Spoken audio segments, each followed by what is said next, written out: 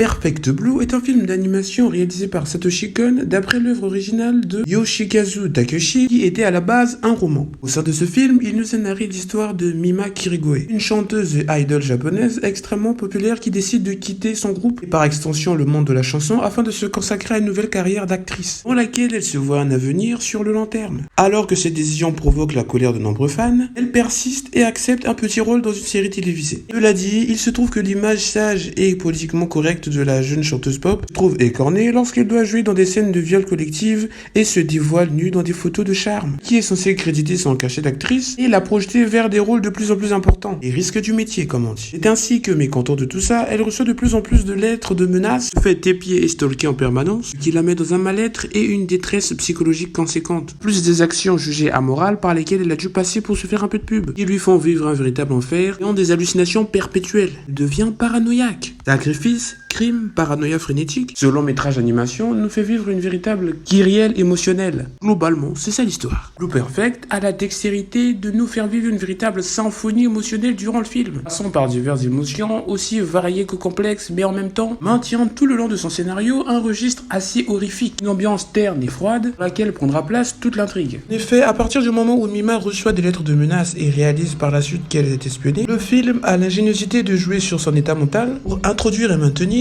un temps assez angoissant qui fera naître un suspense permanent tout le long du scénario, ce qui rend l'intrigue très accrocheuse. Le film est malgré tout effrayant et morbide et tout peut se passer à n'importe quel moment. D'autant plus grâce au travail sur les OST et sûr qu'avec des musiques bien sinistres, tu rentres très facilement dans le bain. Tout ça finalement lié à Mima et au revirement de sa carrière, ce qui est un point ma foi très intéressant. Mima est une jeune chanteuse pop adulée et adorée par ses fans. Elle est jeune, belle et a de l'énergie à revendre. Cela dit, ne se voit pas poursuivre cette carrière sur le long terme, car de toute façon, tôt ou tard, elle vieillira et fanera, et en plus de ça, la vente des albums, ça rapporte pas tant que ça. Elle envisage de devenir actrice. Elle se voit attribuer des petits rôles et comprend petit à petit par le système que si elle veut évoluer et briller dans sa nouvelle carrière, il lui faudra faire des sacrifices. Des compromis qui lui coûteront beaucoup, mais en plus de ses talents d'actrice, lui aménageront un chemin et accessible vers le succès qu'elle convoite tant. Elle accepte de tourner une scène de viol et de poser nue pour des photos d'un magazine de charme, pour se faire connaître et piquer la curiosité des jeunes. En ce sens, le film nous met en évidence face aux réalités du métier d'acteur, ses tenants et aboutissants et les sacrifices que demande le système. Dans un sens plus large, en quelque sorte, le film dénonce les réalités du monde dans lequel on vit. Cette corruption, amoralité et injustice sévit dans la société. Les concessions faites parfois à contre-cœur, considérées dans la plupart des cas comme un mal nécessaire.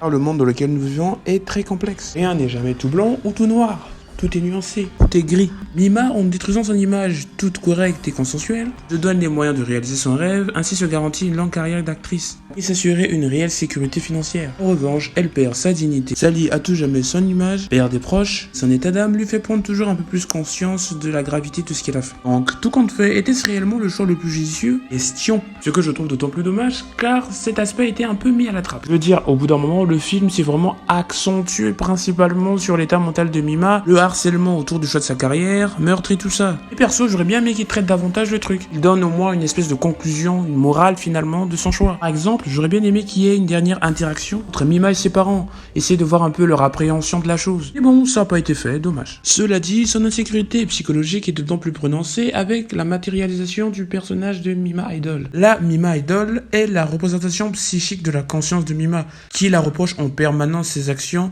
et la pointe du doigt en stigmatisant la dépravée qu'elle est devenue. Mima Idol représente de façon inconsciente l'envie de tout arrêter de Mima et de retourner dans sa carrière de musique avec ses amis. Cela dit, elle ne peut le faire car il est déjà trop tard et elle ne peut plus reculer. Ce qui la plonge dans un chaos mental très conséquent. Hallucination, perte de perspective, décalage de la réalité et perte de conception du temps. Et la Mima, elle est passée de très près à côté de la folie définitive. C'est cela qui est d'autant plus significatif dans le film car il nous est narré selon les yeux et les sensations de Mima. Le film et les spectateurs vivent ce qu'elle vit. Ce qui a abouti au fait que le film soit tellement confus qu'à un moment donné, on a du mal à faire la distinction entre la réalité et son imagination. Ouais, à ce point-là. Hallucination et réalité se confondent, ce qui a créé une telle confusion dans le scénario qu'à partir de la 35e minute du film, je comprenais plus rien à ce qui se passe. Mais j'étais pas le seul, hein. Les retours généraux du film, ils étaient bons, mais comme moi, beaucoup après le visionnage, se sont un peu sentis perdus. Ils ne comprenaient plus grand chose à ce qui se passait et avaient beaucoup de mal à dénouer la moralité et le message du film. La confusion était si générale et grande que le comité de production a créé un blog dans lequel ils expliquaient en long et en large ce qui se passait réellement et l'idée derrière le film. Globalement, le film, il est bon, il est intriguant, il est énigmatique et témoigne de la mauvaise foi des hommes et des contraintes de vie dans lesquelles certains sont obligés de passer. Il dénonce les réalités dans lesquelles nous vivons. Le film profite également pour souligner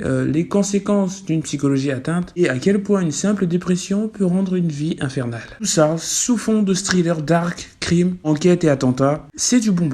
Bon, nous arrivons à la fin de cette vidéo, j'ai pris le risque de ne pas trop spoiler, bon même si j'ai balancé déjà pas mal d'infos. Le but c'est quand même que vous alliez le voir ce film, ouais? Ou bien?